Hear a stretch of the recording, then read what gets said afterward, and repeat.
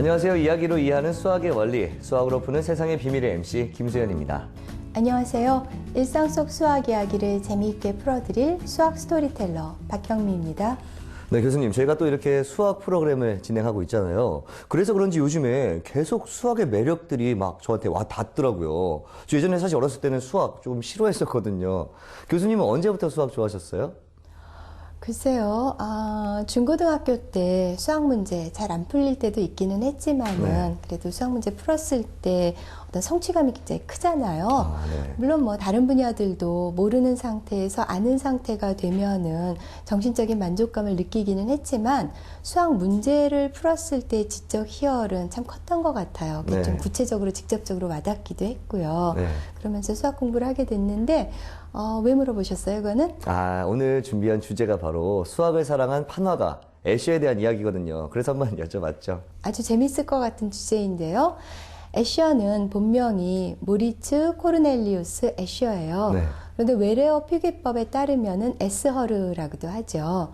그리고 애셔는 1898년 네덜란드에서 태어났는데 초기에는 이탈리아를 여행하면서 자연 풍광도 그리고 그랬지만은 중기 이후에는 수학적 원리를 독창적인 방식으로 반영한 작품들을 내놓았어요. 그러면서 아주 사람들을 매료시키고 또 전 세계적인 명성을 얻기도 했죠. 맞아요. 제가 또 조사를 하다 보니까 이 애셔가 고등 수학 과정을 공식적으로 배운 적이 없다고 하더라고요. 그런데도 불구하고 수학적인 작품들이 많이 나왔다는 점에서 참 놀라웠던 것 같은데요.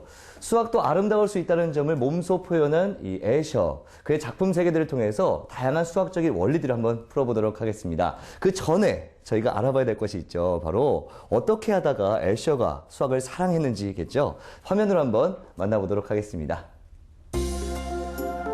스페인의 그라나다에 위치한 세계적인 이슬람 건축물 알람브라 궁전. 1922년 이탈리아와 스페인을 여행하던 애셔는 우연히 알람브라 궁전을 방문하게 되는데요. 궁전의 벽과 바닥 그리고 천장을 채운 모자이크 무늬는 애셔에게 엄청난 충격을 안겨줬죠. 후에 애셔는 알람브라 궁전이 그에게 풍부한 예술적 영감을 제공한 원천이 됐다고 회고했습니다. 그를 매료한 무늬는 반복되는 기하학적인 무늬였는데요. 이를 테셀레이션이라 부릅니다. 이는 살을 뜻하는 라틴어 테셀라에서 유래됐는데 고대 로마인들이 모자이크에 사용했던 작은 정사각형 모양의 타일을 의미하죠. 이후 애셔가 테셀레이션 작품에 몰두하게 된 것도 이 알람브라 궁전의 영향이 지대했다고 볼 수 있는데요. 예술과 수학을 융합해 만든 애셔의 테셀레이션 작품들. 그 아름다움의 수학적 비밀은 무엇일까요? 원래 이 애셔가 풍경화나 인물화를 주로 그렸잖아요. 그런데 이렇게 창조적인 작품 세계를 구축하는 데는 그런 또 계기가 있었군요. 예, 이 알람브라 궁전에서 창작의 영감을 얻은 것은 애셔뿐이 아니라 스페인의 음악가 타레가라는 사람도 있는데요. 혹시 수현 씨 알람브라 궁전의 추억이라는 기타곡 아세요? 알죠. 아주 주옥 같은 곡인데요. 잠깐 같이 들어볼까요? 다시 들어도 참 좋습니다. 어린 시절에 기타 연습 같이 막 하고 막 그랬었거든요. 이 아련한 선율이 마음을 콕콕 찌르는 것 같아요. 참 좋은 노래인 것 같습니다. 사실 근데 이렇게 기타도 뭐 유명하긴 했지만 더 유명했던 것이 바로 그 모자이크 무늬였어요. 그렇죠? 그렇죠. 알람브라 궁전은 이슬람 궁전이잖아요. 그런데 이슬람교에서는 마호멧 이외의 우상 숭배를 철저하게 금지했고 또 이 궁전의 벽이나 천장을 장식할 때 인물이나 동물들을 철저하게 배제했어요. 그러니까는 어떤 기하학적인 무늬로 장식을 할 수밖에 없었죠. 생각을 해보면 뭐 불교 사찰 가보면은 뭐 사천왕도 그려 있고 하잖아요. 또 성당에도 마리아나 뭐 예수의 사도들이 그려 있고. 근데 이제 그런 게 가능하지 않다면은 기하학적인 아라베스크 패턴으로 갈 수밖에는 없죠. 네, 그렇군요. 그래서 이 현대 디자이너들도 아이디어를 얻기 위해서 이 알람브라를 찾는다고 들었어요. 예, 어느 명품 브랜드는 새로운 상품을 구상할 때 디자이너를 알람브라 궁전에 출장을 보낸다는 이야기가 나올 정도로 네.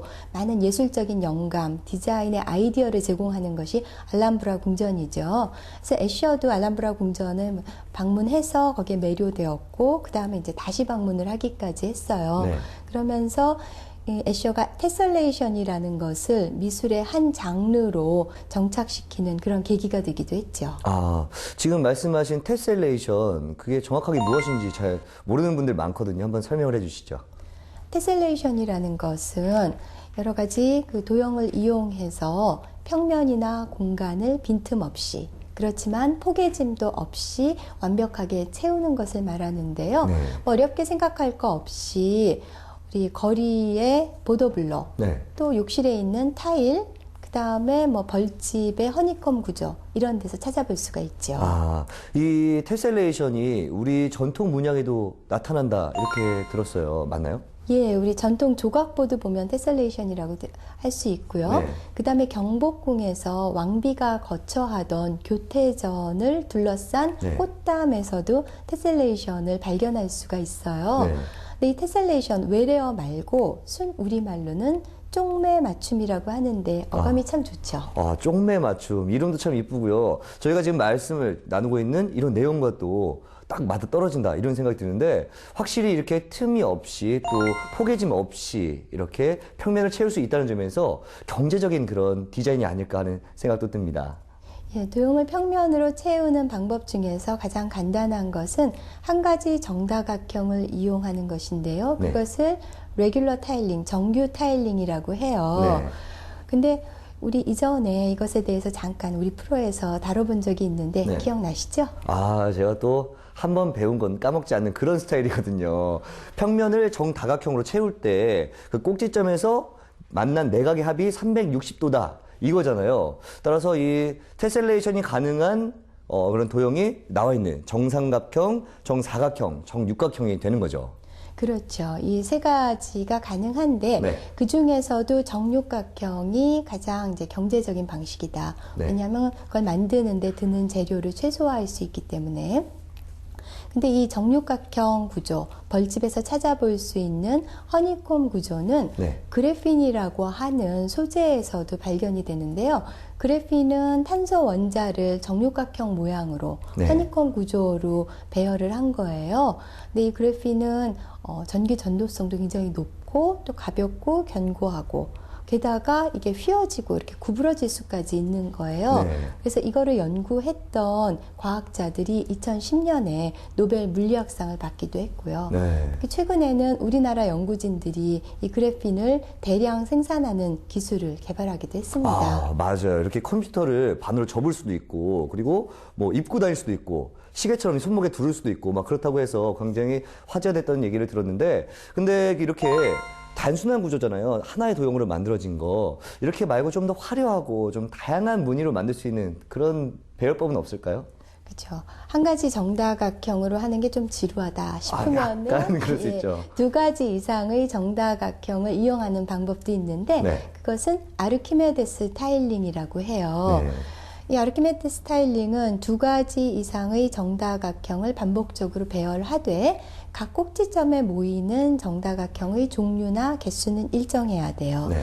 그러면 지금 가장 왼쪽 거를 보실까요? 한 꼭지점을 기준으로 생각을 해보면은 하늘색 정사각형이 있고요. 네. 그 다음에 보라색 정팔각형, 네. 그리고 연보라색 정팔각형이 있죠. 어느 꼭지점을 봐도 정사각형, 정팔각형, 정팔각형이 모여 있어요. 네. 그래서 이거는 488 구조의 아르키메데스 타일링이라고 할 수가 네. 있고요.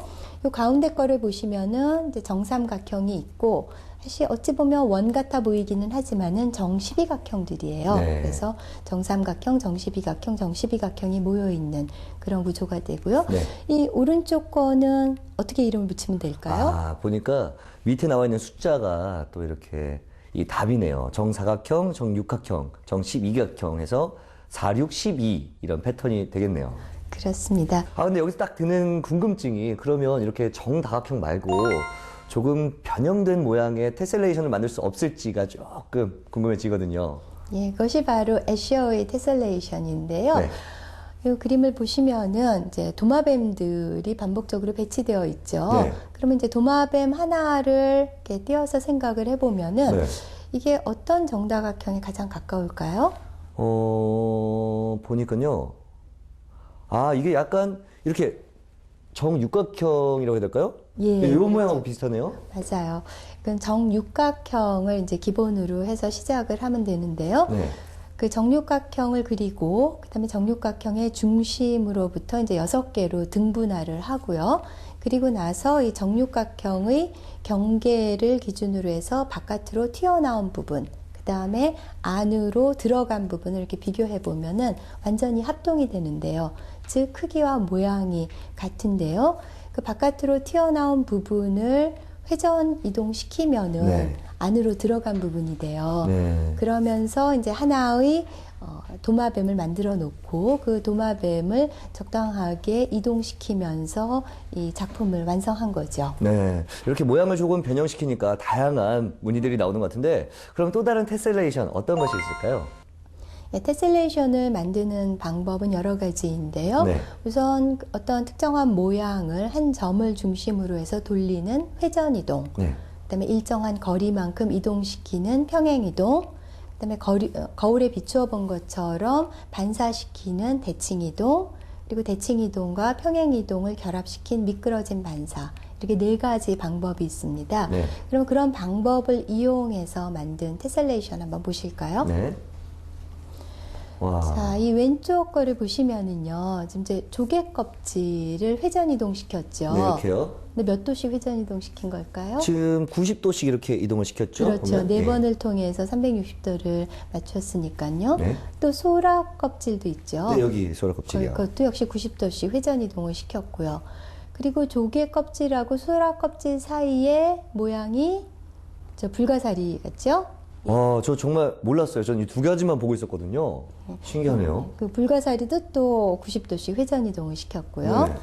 자, 이 오른쪽 그림 보시면은 흰색 사람하고 검은색 사람하고 있는데요. 네. 이 작품의 제목은 페시미스트와 옵티미스트. 그러니까 비관론자와 낙관론자인데요. 네. 아무래도 흰색 사람이 낙관론자로 보이기는 하죠. 그러면 일단 요 줄이 어떻게 만들어졌는지 생각을 해보면은 한 그 사람을 평행 이동시켰죠. 네. 그 다음에 그 아래나 윗줄을 만들려면은 대칭 이동을 시킨 다음에 또 평행 이동을 시켰어요. 즉 미끄러진 반사를 이용한 거죠. 네. 그렇게 해서 흰색 사람 만들고 나머지 부분에 검은색 사람을 넣은 그런 테셀레이션이 되겠습니다. 네, 이처럼 애셔는 수학의 힘을 빌려서 창의성과 또 예술성을 도형에 불어넣었고, 그로 인해서 이렇게 다양한 테셀레이션을 만들 수가 있었잖아요. 다양한 이런 테셀레이션을 만들었던 것들 중에서 극대화된 작품이 있다고 해서 준비를 해봤습니다. 한번 다 같이 감상해 볼까요? 1940년 발표한 애셔의 작품 변형2의 높이는 20cm밖에 안 되지만 길이는 4m로 애셔의 작품 중 가장 깁니다. 그림은 변형이란 글자로 시작해 선으로, 선은 사각형으로, 사각형은 도마뱀으로 끊임없이 변화합니다. 그는 이 작품을 통해 정다각형을 동물, 새, 건물 등 다양한 형태로 변형시키는 테셀레이션의 극치를 보여줬는데요. 이를 통해 애셔는 놀랄만치 아름다운 패턴을 만들어냈습니다. 애셔의 또 다른 작품인 생명의 경로. 이 작품은 지금까지 본 그의 다른 테셀레이션 작품과는 좀 다른 모습을 보이는데요. 정사각형 2개를 가지고 하나를 45도로 회전한 후 두 도형을 기본으로 두 종류의 물고기가 중심을 향해 한없이 헤엄치는 모습이죠. 이 그림은 지금까지 봤던 거랑 좀 다르게, 지금까지 봤던 것들은 일정한 모양이었잖아요. 근데 이건 조금씩 축소된 거나 좀 확대된다, 이렇게 볼 수가 있겠네요. 그렇죠. 다른 애셔의 작품들은 이제 정사각형이나 직사각형 모양으로 전체가 되어 있고, 네. 그게 동일한 모양이 반복됐잖아요. 그런데 이거는 이제 안으로 들어가면서 축소되고 바깥으로 나오면서 확대되는 그런 닮은 변환을 이용한 거죠. 네. 이 생명의 경로라는 이 작품도 유명하지만 또 다른 유명한 작품이 있어요. 네. 이런 방식으로 된, 보실까요? 네. 자, 수현 씨, 여기서 뭐가 보이세요? 저는 기도하는 천사, 여기 하얀색 이거 보이는데요. 아, 예. 흰색은 지금 천사들이고요. 네. 검은색은 뭐죠? 박쥐, 악마 그런 건가요? 그렇죠. 네. 이 작품의 제목은 천사와 악마예요. 네. 혹은 천국과 지옥이라고도 하는데 이거를 천사를 먼저 보는 분도 있고 악마를 먼저 보는 분도 있는데 네. 수현 씨는 천사를 먼저 보셨으니까 아무래도 순백의 마음을 가지신 것 같으네요. 제 마음을 딱 보셨다 이렇게 말씀을 드릴 수가 있겠습니다. 네. 예, 이 작품은 아까 생명의 경로와 달리 중심으로 갈수록 커지죠. 네. 아까 생명의 경로에서는 중앙으로 갈수록 작아지는 거였는데 이제 그런 측면에서 조금 다르기도 하고요. 이거는 쌍곡면에서를 나타낸 것인데요. 그 쌍곡면을 구현하는 것이 비유클리드 기하학의 쌍곡기하학이죠. 네. 그리고 이 작품을 지금 천사와 악마라고 말씀드렸는데 사실은 원극한이라는 그런 시리즈 중에서 하나예요. 네. 이 4개의 원극한이 있는데 이 4번째 작품이 되는 거죠. 확실히 애셔의 작품은 보면 볼수록 신기하고 참 재미있는 것 같습니다. 이처럼 예로부터 우리 사람들은 본능적으로 이 반복과 재생의 패턴을 또 보면서 아름다움을 느끼고 좀 사랑을 느꼈던 것 같은데 수학적 소재를 할 수 있는 테셀레이션을 예술적 경지로 만든 애셔. 정말 어떤 작품들이 또 나올지 굉장히 기대가 됩니다. 다음 작품도 한번 만나보도록 할까요? 애셔가 1948년에 발표한 그리는 손이라는 작품인데요. 두 손이 서로가 서로를 그리고 있는 그림입니다. 소매를 그리고 있는 손을 따라가다 보면 또다시 소매를 그리고 있는 손이 나오고 그 손을 따라가다 보면 다시 아까의 손이 나옵니다. 이처럼 무한히 순환하는 손은 흡사 메비우스의 띠를 떠올리게 하는데요. 이처럼 애셔는 자신의 작품에 메비우스의 띠를 표현하기를 좋아했습니다. 1963년에 그린 메비우스 띠라는 작품을 관찰해 볼까요? 그림 속 개미의 경로를 따라가다 보면 그 경로에 반대면이 없다는 사실을 발견하게 될 겁니다. 이처럼 끝없는 반복과 순환을 뜻하는 메비우스의 띠. 애셔는 왜 자신의 작품에 메비우스의 띠를 그려 넣었을까요? 네, 이 메비우스의 띠라고 하면 안과 밖의 구분이 없는 그런 종이띠를 말하는 거잖아요. 예, 메비우스의 띠는 쉽게 만들어 볼 수 있는데요. 네. 일단 직사각형으로 긴 띠를 만들어 놓고 이걸 붙이는데 한 번 꼬아서 붙이는 거예요. 네. 이렇게 되면 이 메비우스의 띠가 만들어지는데 여긴 여러 가지 재미있는 성질이 있어요. 우선 한 면에서 시작을 해서 한번 펜으로 쭉 선을 그어 볼까요? 네. 쭉 가게 되면은 보통은 이제 한쪽 면에만 그렇죠. 안쪽이나 바깥쪽 면에만 그어지는데 사실 쭉 다 돌아서 안팎을 다 돌아서 끝나게 되죠. 정말 신기합니다. 누가 이런 어떤 띠를 발명해 냈을까요? 놀랍네요.